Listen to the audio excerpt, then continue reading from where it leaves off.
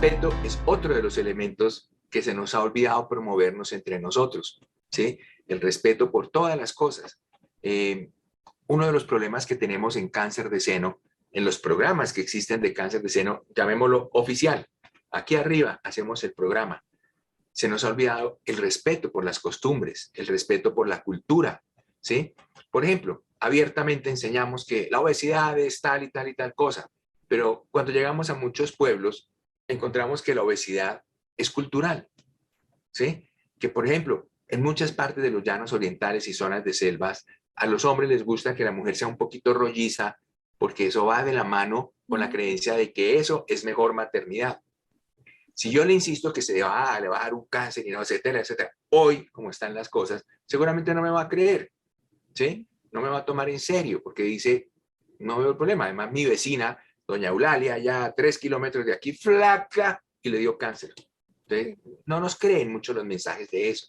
Yo creo que los mensajes de la obesidad, de todas las cosas, son muy importantes, pero no pueden chocar tampoco con las culturas de lo que la gente piensa. Pues, en términos generales, no estoy diciendo que esté malo ni nada, sino que digo que a veces nos pasa. Miremoslo de otro punto de vista para no meternos en dilemas con los nutricionistas, con todo el mundo. Es válido, no se puede tener la obesidad. Pero hay sitios donde llegamos, por ejemplo, yo cómo le quito y le mejoro la nutrición a una señora que de su campo vive con la papa, la yuca, la racacha y todas estas cosas. Yo no puedo llegar a chocar con su cultura y sus condiciones de una. A mí me interesa que por ahora la señora me llegue lo más temprano posible al cáncer. No si es gordita o no es gordita. Me interesa es que llegue, que aprenda a descubrir una bolita en su seno lo más temprano posible. No que la asuste con cantidades de cosas que son justas de mejorar, pero son campañas más lentas y el cáncer está hoy disparado. Entonces, esas son cosas. Pero cuando miro cómo hemos irrespetado a veces en las culturas, tengo una colección de anécdotas que he aprendido de las señoras cuando vamos en los pueblos. Tengo una señora que le dio cáncer y su creencia fue que a su hermana no le dio porque a ella, su papá, sí alcanzó a bañarla con sangre de buitre. Se tiene la idea que cuando se toma la sangre de buitre y se baña en la sangre de buitre cuando tiene alrededor de 4 o 5 años, no le da cáncer. ¿Cómo le Totalmente. quito yo eso cuando ella ve que a su hermana no le dio y a ella sí la bañaron y en cambio a ella que no alcanzaron a bañarla le dio cáncer? Entonces tengo que saber cómo le enseño. Ahí mi programa grande macro de un país choca. ¿Quién es la persona que puede enseñarle con respeto que eso de pronto no es tan cierto? Ese médico que estamos formando nuevo, esa enfermera que le estamos enseñando respeto y pasión, que se siente, que le diga, ¿sabe qué? Yo nunca había escuchado su historia, yo la respeto, pudiera ser cierta, pero le voy a enseñar esto, porque yo creo que no hay gente ignorante. Nadie es ignorante porque no sabe lo que yo sé, tiene desconocimiento. ¿Me explico? La señora, si nunca le enseñaron otra cosa, pues ella aprendió que la sangre de buitre era importante. Entonces, si ella no fue a un colegio, si no fue a una universidad, si no ha escuchado un programa de televisión, ¿por qué voy a decir que es bruta o que es una ignorante? No, esa es su sabiduría. Yo puedo llegar a enseñarle lo que yo conozco sin entorpecer su creencia y permitiendo que ella vaya descubriendo su conocimiento actualizado.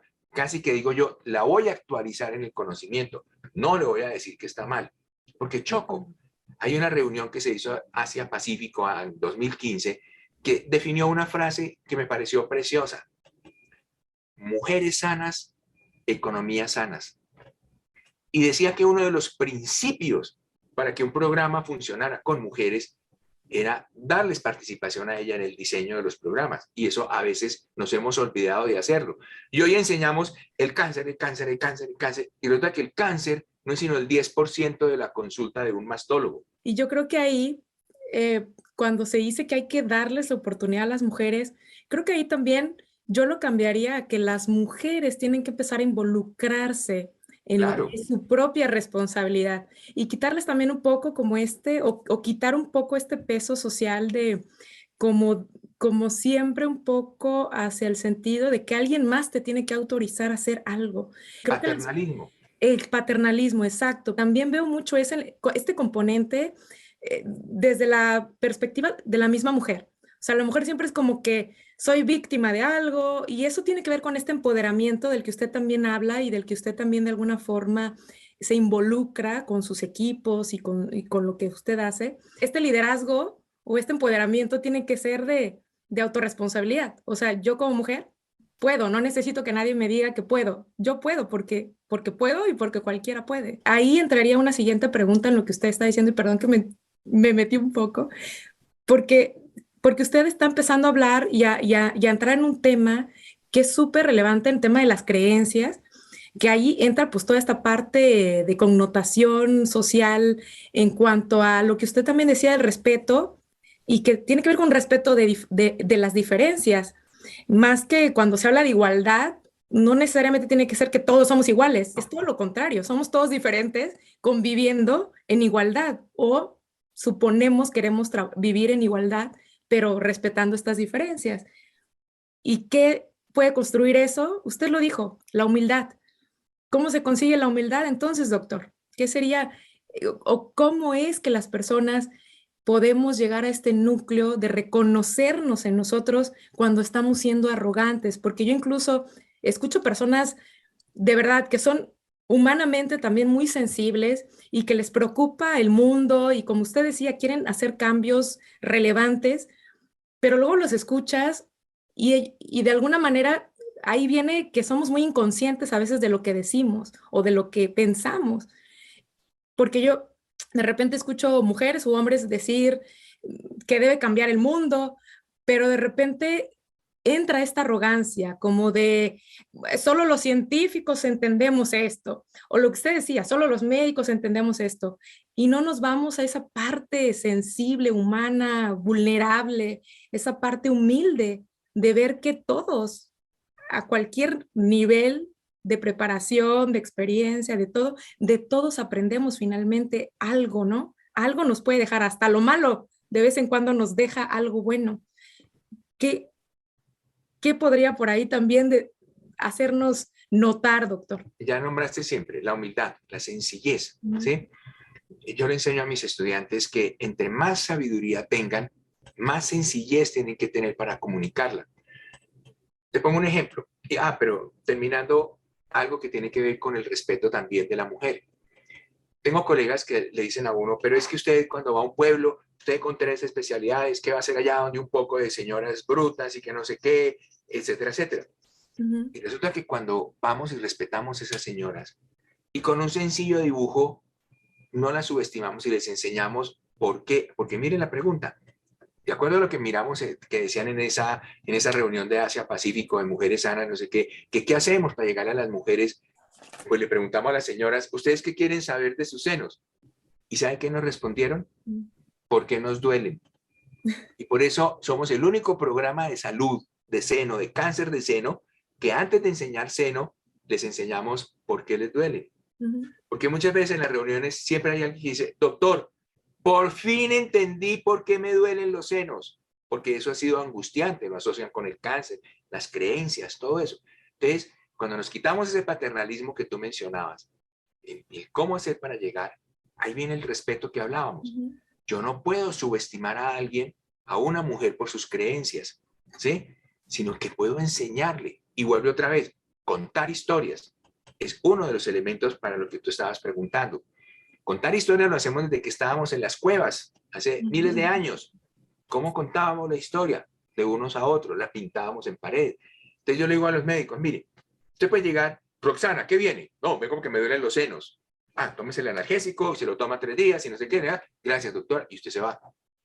Pero si yo le digo, mire, Roxana, a mí me duelen los senos también, ¿sí? Y yo tomo el acetaminofén de esta manera y esto y esto y eso, y me sirve cuando es que, doctora, ¿a usted le duelen los senos? Sí, claro, a mí también me duelen.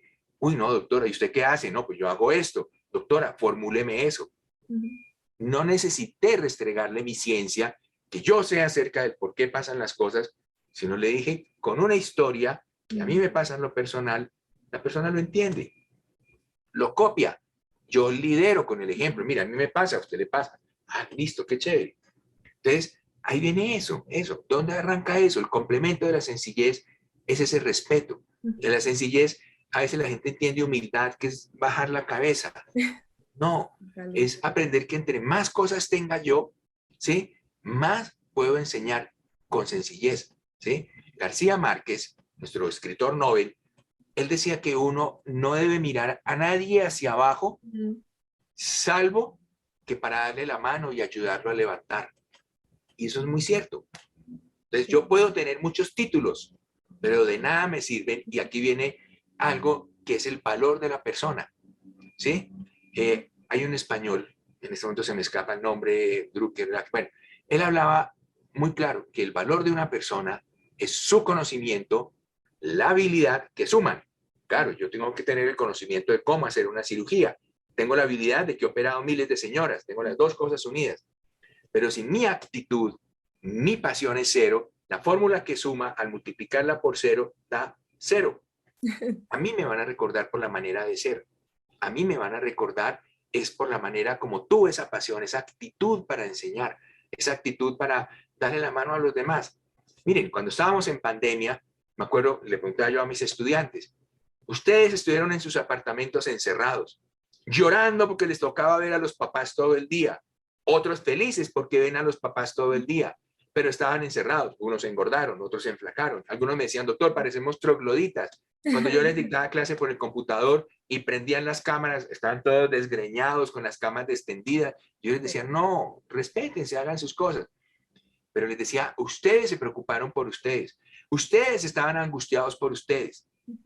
Y algunos se preguntaron, el portero del edificio tiene que salir, coger una bicicleta, irse a un barrio del sur de Bogotá, seguramente exponerse, volver al día siguiente. ¿Alguno se preocupó por darle un almuerzo ese día especial? ¿Alguno se acordó de esas personas que a pesar de la pandemia salieron? No, todos nos preocupamos por nuestra angustia. Entonces, ahí esa es la sencillez. Es lo que hablábamos hace un rato. Cuando yo humanizo es cuando me quito el ego y hablo de nosotros. ¿Sí? Cuando yo me preocupo por los demás, ¿sí? Las cosas fluyen.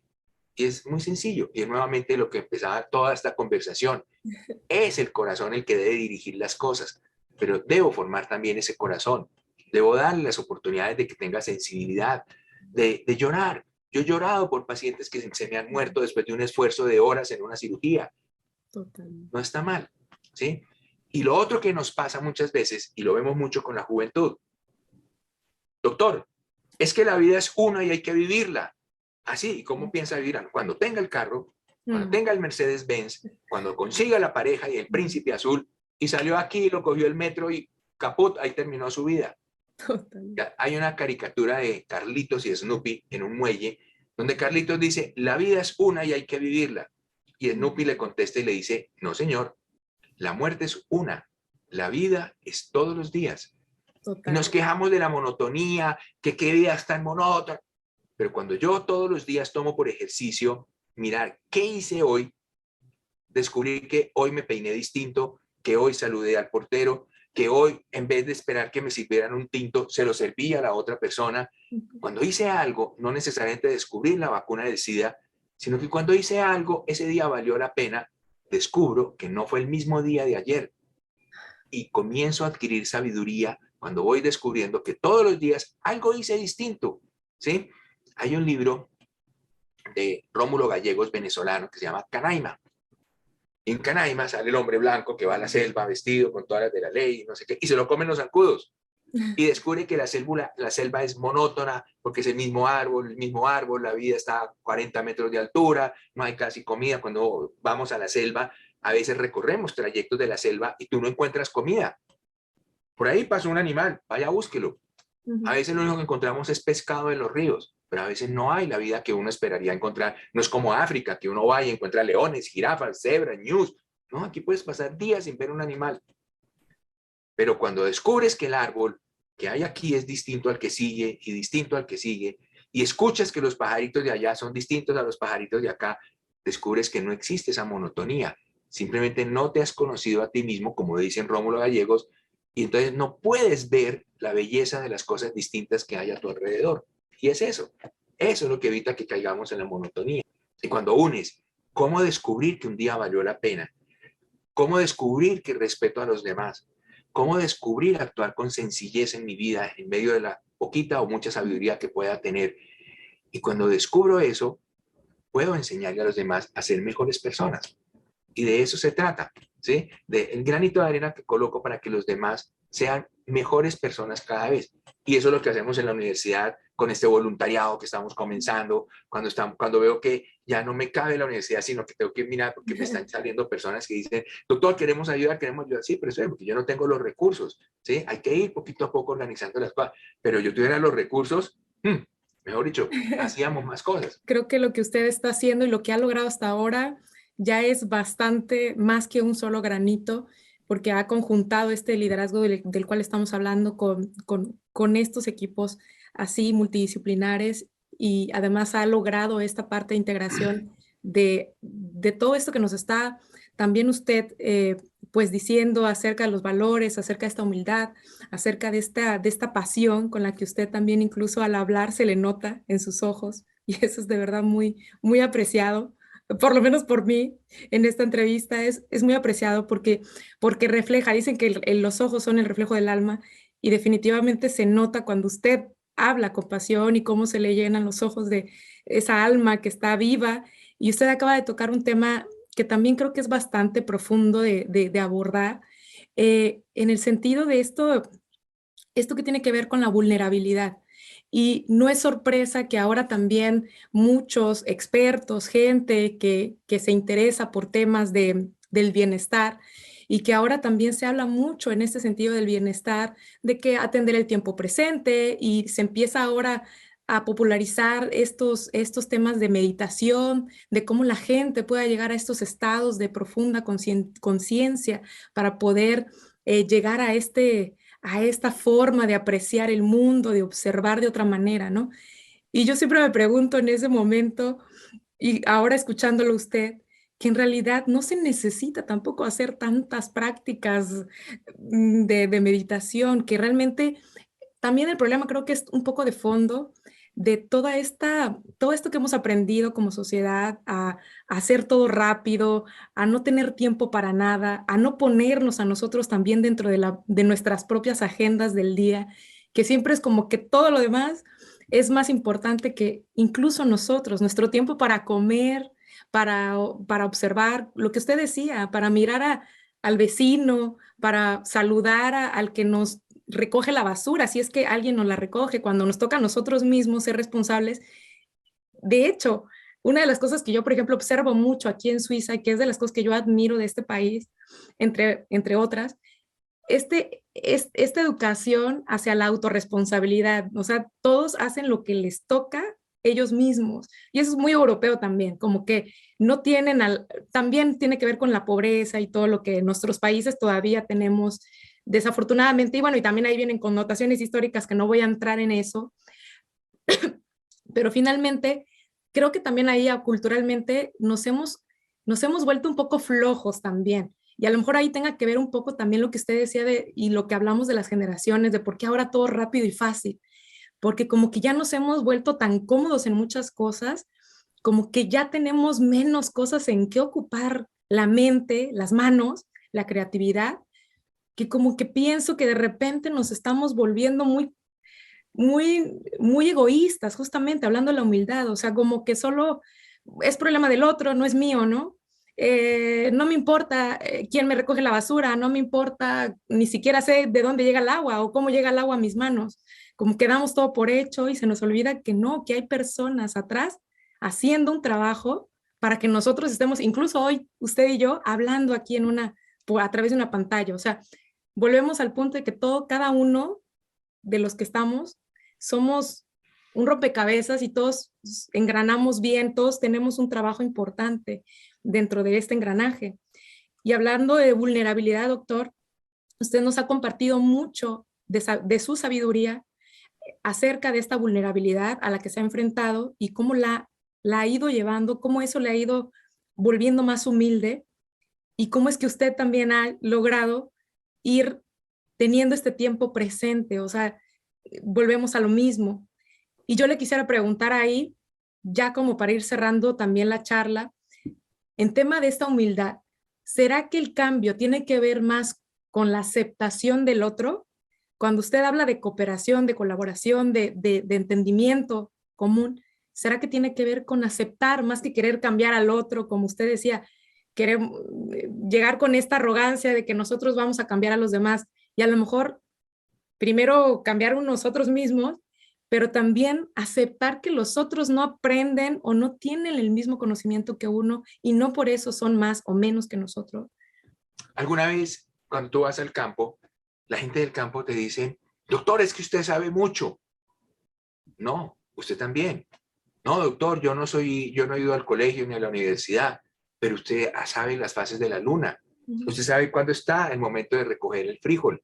Usted sabe cuándo puede ordeñar. Yo no sé eso. Yo digo que todas las materias, todas las profesiones tienen un fin que cuando el ser humano lo descubre, su carrera es grandiosa. Yo soy un arquitecto, construyo casas, pero cuando descubro que el ser humano es hacia quien yo construyo una casa, ya no me parece muy humana la casa que tiene 20 metros cuadrados, que es en la vivienda social, sino que tenga 30 o tenga 40, porque ahí van a vivir 6 personas. Cuando descubro eso, mi arquitectura va a ir en pelear cómo construyo esa parte humana. O sea, hablamos de edificios inteligentes, edificios con temperatura. Cuando empezamos a hablar de eso y construimos ciudades, entre comillas, humanas, nos preocupamos de la ciclovía, es el ser humano el centro del problema, no el dinero, el ser humano. Cuando yo le digo al Señor, y lo reconozco, que estabas diciendo tú misma, reconozco que el Señor del campo tiene más que enseñarme a mí que yo a Él es un sabio también. Porque Él aprendió en la vida, no tuvo las oportunidades que tuvo yo de ir a una universidad, pero Él sabe lo que yo no sé. Y cuando mi profesión como médico se centra en el ser humano, no en mi prepotencia de lo que yo sé que debo hacer, porque a medida que voy aprendiendo descubro que no siempre salvar la vida es el camino. Enseñar a morir también es el camino. Permitir que la otra persona, su vida evolucione hacia lo que su enfermedad la va a llevar, eso es parte del ser médico. Entonces, cuando giramos alrededor del ser humano, aparece lo que tú dices. Yo respeto, yo soy sencillo, reconozco mis diferencias con los demás, aprovecho las diferencias de los demás y construyo con los demás. De eso se trata simplemente. Justo en el cierre de esta charla llegamos al punto más medular de todo lo que creo que queremos, a lo que deberíamos aspirar como seres humanos a llegar. Y es esto de lo que usted, no sé si conoce el libro de Víctor Frank, un hombre que vivió una crisis muy fuerte en medio de una guerra, y él habla de el hombre en busca del sentido. Y creo que justo acaba de llegar a ese punto medular, que es el sentido de la vida. El amor. Volvemos al corazón, que es el que motiva las cosas. Y el sentido de la vida finalmente es eso, el amor, ¿no? La compasión, el mirarnos a los ojos, encontrando que sí somos iguales, no en pensamientos, no en ideologías, tal vez no, tal vez algún día la humanidad llegue de verdad a trascender sus diferencias y terminemos dándonos cuenta que más allá de toda esta complejidad que nos envuelve a cada uno, podemos encontrar una conexión, una forma de estar de acuerdo en algo. O sea, podemos en algún punto unirnos. Nosotros, o yo en la comunidad, es algo por lo que nuestro eslogan dice, unidos para trascender. Y creo que justamente ahí el sentido de la vida es eso. Lo acaba de resumir en esto que tiene que ver con el equilibrio. El equilibrio no consta de todo tiene que ser bueno o malo. El equilibrio es convivir con estas dos polos, ¿no? Del bien y el mal, lo bueno y lo malo, la luz y la oscuridad, la luna y el sol. O sea, al final estamos hechos de eso. Y estamos hechos de polaridad y estamos hechos de toda esta energía que al final nos une con el amor. Y yo digo que más allá de pensar en el miedo a la muerte, deberíamos encontrar el amor a la vida, que usted lo acaba de decir, porque ese día que encontramos amor en la vida, cuando encontramos nuestro propósito, nuestra vocación, o hacemos de nuestra vocación nuestro propósito de vida, creo que en ese momento es cuando empezamos realmente a vivir trascendiendo. Y creo que en ese momento es cuando de verdad estamos listos para decir, si me muero hoy, yo ya estoy bien conmigo y con el mundo. Creo que esa sería como la manera de resumir este camino de aprendizaje continuo que nosotros decimos es la vida. Finalmente, agradecerle de verdad de todo corazón que usted haya aceptado estar aquí y transmitir todo esto y ayudarnos a también de alguna forma construir juntos Y yo sé y estoy segura que algo surgirá, irá surgiendo también de lo que ya estamos ahora haciendo para seguir uniendo fuerzas, doctor. Es el amor. Yo agregaría algo. No hay cosas malas, hay cosas menos buenas, porque de todas aprendemos, ¿sí? Y a veces cuando nos pasan las cosas que creemos que son malas, pero tenemos esa resiliencia de mirar qué me enseñaron, dejaron de ser malas, se convirtieron en cosas menos buenas porque me dolieron, pero me enseñaron. Y cuando yo puedo enseñar de eso, pues resulta que sí, que yo tuve una experiencia cercana a la muerte que no ha tenido nadie. Es una experiencia mala, definida como tal. Casi me muero. Pero cuando aprendo de ella, dejó de ser mala y se convirtió en algo menos bueno, pero me permite enseñarle a alguien acerca de esa experiencia. Y cuando enseño, dejó de ser mala. ¿Sí? Y tú lo resumes todo. Es el amor. Nos hemos matado miles de años. Nuestros profetas, Jesús, Gandhi hace unos años, todos enseñaron acerca del amor.